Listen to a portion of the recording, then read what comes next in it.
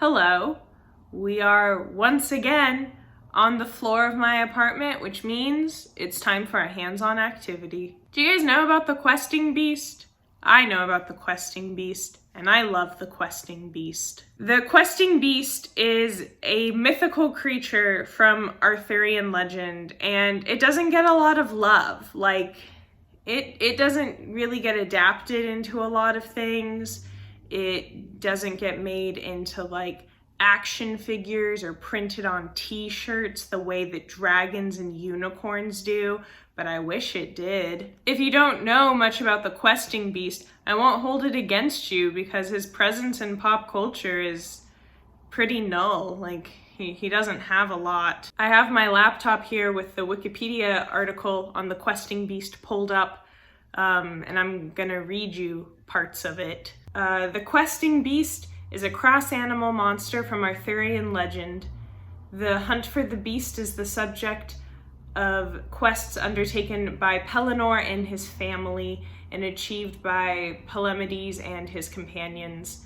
The creature has the head and neck of a snake, the body of a leopard, the haunches of a lion, and the feet of a hart. A hart is a deer. Its name comes from the great noise that it emits from its belly, a barking like 30 couple hounds questing. But I really like the design of the questing beast. I think that a lot of depictions of it are visually interesting to look at. And like I said, the questing beast doesn't get a lot of love in pop culture. It just doesn't. So there aren't any figurines of it or plushes that I could buy. So I guess I just have to make my own. Yeah, that's right. That was an ungodly long intro for what we're doing. I have some clay here and we're gonna make a questing beast. Let me whip this open. Look at that. And it's got that clay smell, you know? The smell of clay smell. I should have read the instructions. Drying time is approximately 2 to 3 days. Thought it was gonna be like 1. Whatever, we'll make this work. Okay, so I'm gonna make a questing beast. And I think the easiest way to go would be to start with the body and then work my way up. So I'm just gonna grab a handful of clay here. That's a good amount of clay for a body. I'm gonna make like a little peanut shape for the body. It has the body of a leopard, and a leopard is just a cat, but big, and cats' bodies are just ovals. So I'm just gonna make a clay oval. Okay, here's the body. It doesn't talk about the tail, but since it has the body of a leopard, it also has the haunches of a lion. So I'll give it some big shoulder blades. But I'm gonna assume it also has like a lion or a leopard tail. So, gonna make a long tail. That seems like a good tail length. There's the tail. I'm worried I've made the body too heavy. Maybe I should,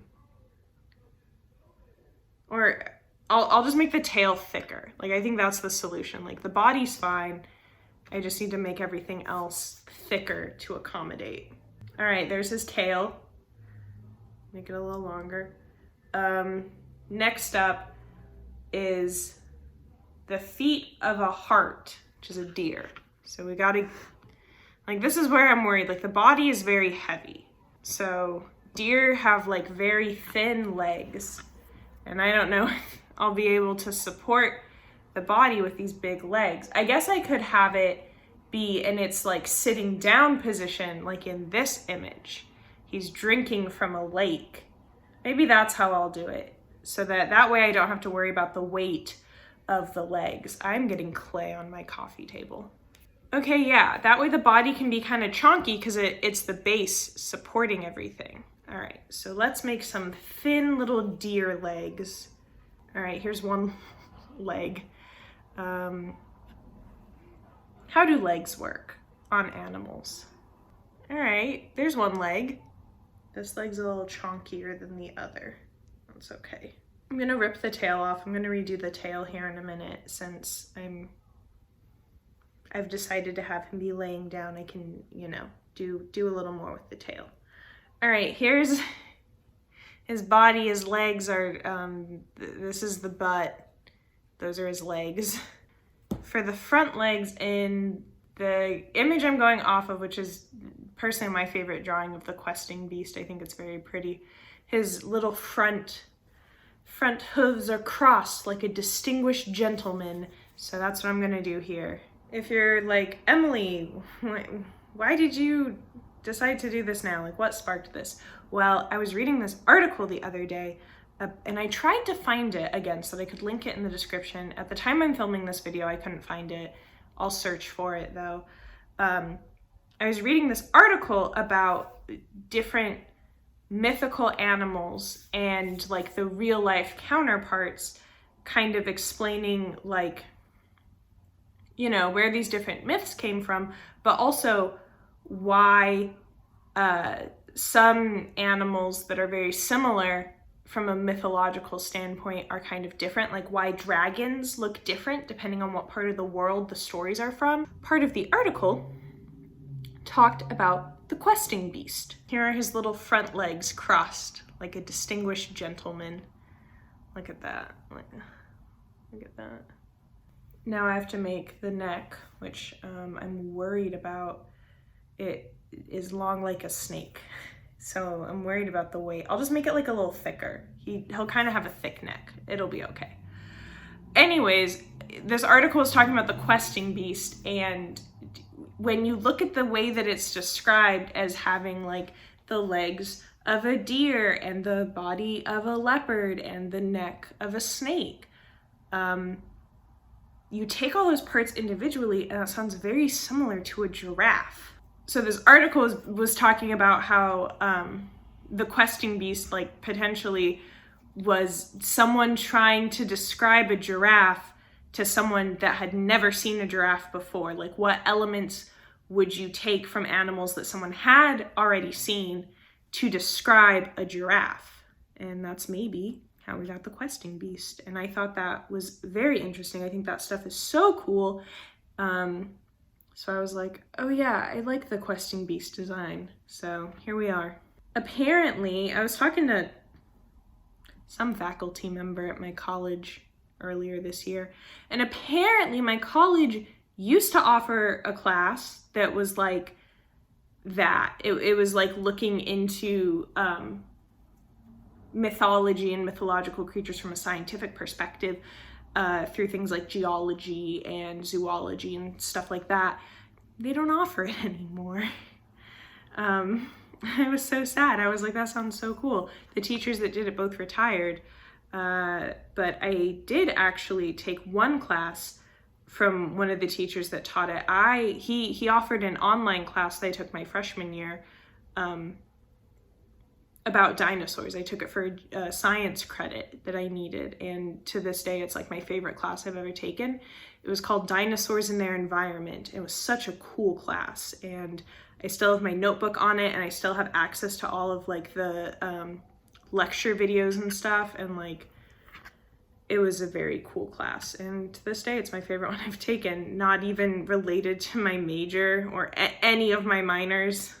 What does that say about me? That my favorite class I've taken in the entirety of my college career wasn't even for the thing I'm studying. Here he is. I'm gonna go through and try to like smooth out some of these areas. I still have to do a tail. Okay, look at him. He's chilling. His neck's kind of weird. Like, it's kind of clumpy and textured, which it is what it is. All right, now I'm gonna make the tail. All right, here he is with his tail. Here's his tail, look at that. And I want to give him eyes. Like, I'll paint the eyes, but I also want to give him eyes that I can paint. So I'm gonna make 2 circles. Here he is. Look. Oh, No, we're not done. I forgot to give him the haunches of a lion. How am I gonna do that? I'm just gonna like beef up his shoulders, I guess. I'll just take some clay and like press it on where the shoulder blades would be for his front legs. Now it just looks like he has shoulder pads on, like he's about to go play football. All right, here he is. We've got, here, let me hold, let me pivot you so that my hand isn't in such an awkward position. All right, here he is. We've got the body of a leopard, the legs of a hart, also the tail of a leopard. Let me move that. The neck of a snake, and the haunches of a lion. And there we have our questing beast. The clay's a little textured, and his head's kind of falling a little bit, but that's okay.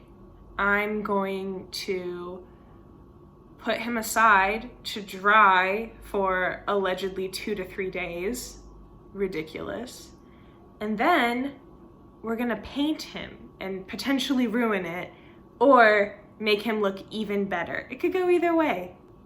I love him already. I haven't painted him yet, but I already love him so much. We're back.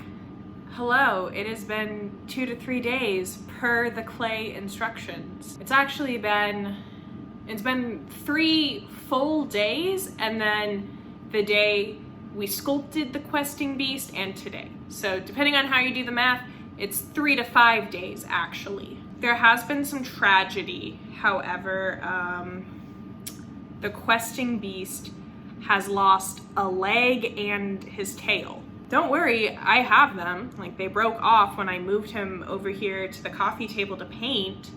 So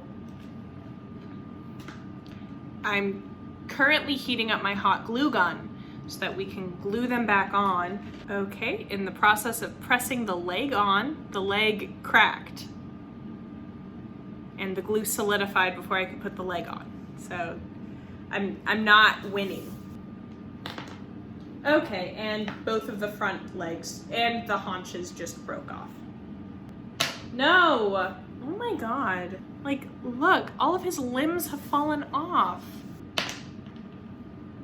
I can fix this, darn it. I can make you whole again. I set him down and his arm broke off again. Is this because I didn't score the clay? Do you guys remember in elementary school when you had to do clay things and they were like, score the clay, where you like make the little pound sign and then you like add water and stick those parts of the clay together? Is it because I didn't do that? I didn't think I needed to do that because this is like modeling magic. Okay, well his arm just keeps falling off. But what do we do when our arms fall off, ladies and gentlemen? We glue them back on.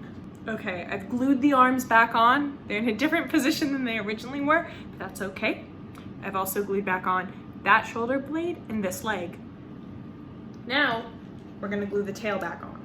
He's been hot glued back together. Please, God, do not break. I will cry.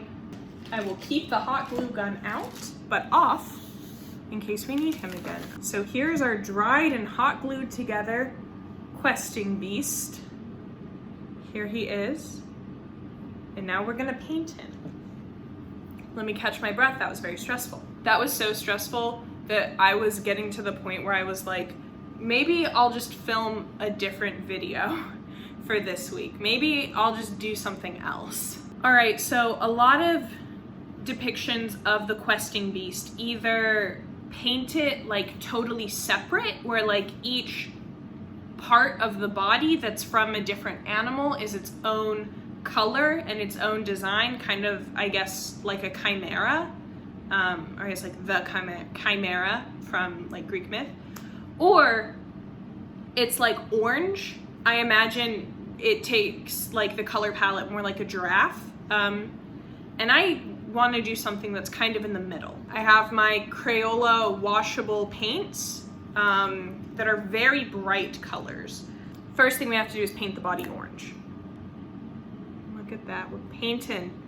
We are painting. God damn it, part of his arm just fell off again. Well, that's why I kept the hot glue gun nearby. I'm like using the camera as a mirror for the spots I missed. Like the entire underneath, I got my hair in the paint. I'll just pluck that piece out. Is this a gray hair? I don't know what I'll do once I start having a lot of gray hair. I don't know if I'll leave it or if I'll dye it. I guess we'll see. All right, he's painted orange and half of his arm has broken off. So I'm going to set him down on my drying sheet. Here's the arm. It looks like a Cheeto. Looks like I have a Cheeto in my hand. Damn it, I like broke off the entire arm again. I just can't win. Every time I glue the two broken off parts of the arm together, I can't get it to stay on the body. Forget the shoulder, forget the shoulder. He will just have a little stumpy arm. It's okay. He was just born like that. See, he's got a little stumpy arm now, but it's okay. There's all this hot glue hanging off. I'm just gonna keep the hot glue gun on because I imagine I'll need it again sooner rather than later. Okay, I'm gonna go wash my hands and this paintbrush, and then we're gonna do some polka dots. I'm gonna do brown polka dots on him, and then I think outline them or highlight them with green, but we're gonna start with brown polka dots. This is a very bright orange. It's brighter than I thought it would be. Makes sense because it was in like a Crayola paint pack. But it's like the color of orange that I would use as a kid to, whenever I like drew a picture of my dog. Yeah, I'll do little hoof accents in black. But my dog growing up, Dax, he was a Retriever Chow mix. So he was kind of like an orange color. And anytime I like drew him as a little kid, I always used like bright orange, even though that's not really the color he was. I was like, my dog is orange.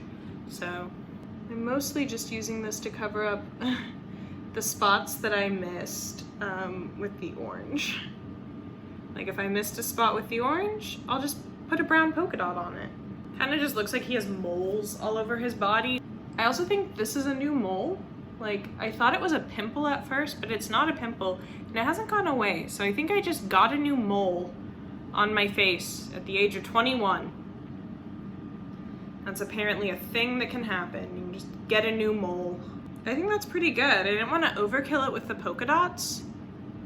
I think that's good. I think that's a good number of polka dots. Yeah, I think that's good. Look at him. Yeah, look at him in all this polka dotted glory. And I think I'm gonna put little green with the brown polka dots. Cause he's part snake, you know? He's got the neck of a snake. Snakes are green, so gotta put in some green. Look at him with his little, oh, I missed one. Look at him with his little green and brown polka dots. The green's kind of overpowering, which is fine. I wanted it to be like a little more subtle.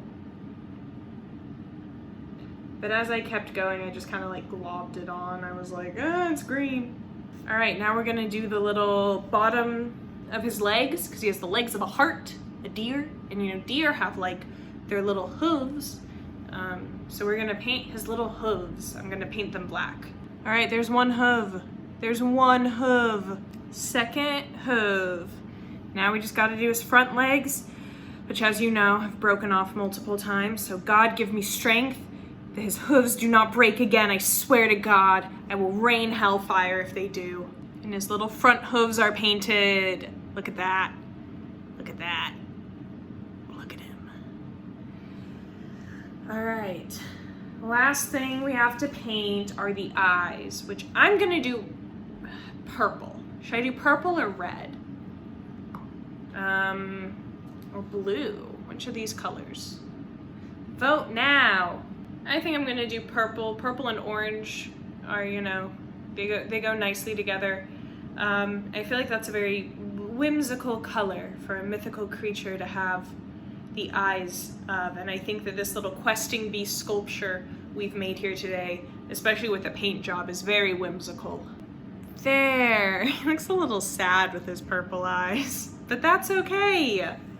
Oh my god. My god, look at him. Oh, he's done. I'm still being very gentle with him. But look. Look at his little tail, his little legs, his little eyes. There he is. Our questing beast.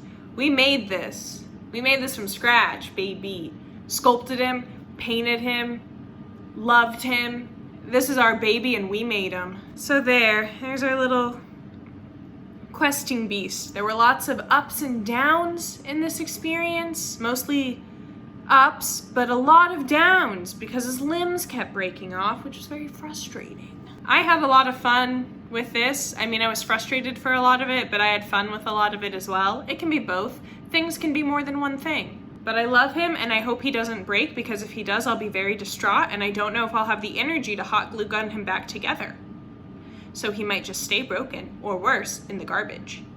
But I love him, and he's gonna dry completely and then move to that little half wall that I have behind me in every video that I'm at my desk. So every video that's not a crafting video or a gaming video.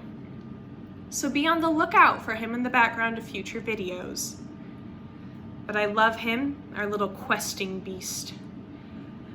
Look at our little questing beast. We did it.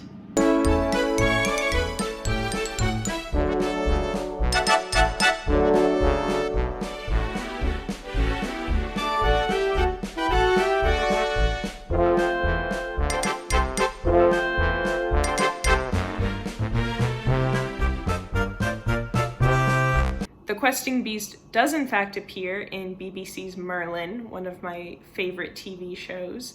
It is in the season 1 finale episode. And the questing beast also appears in an episode of the 1960s TV show Lost in Space.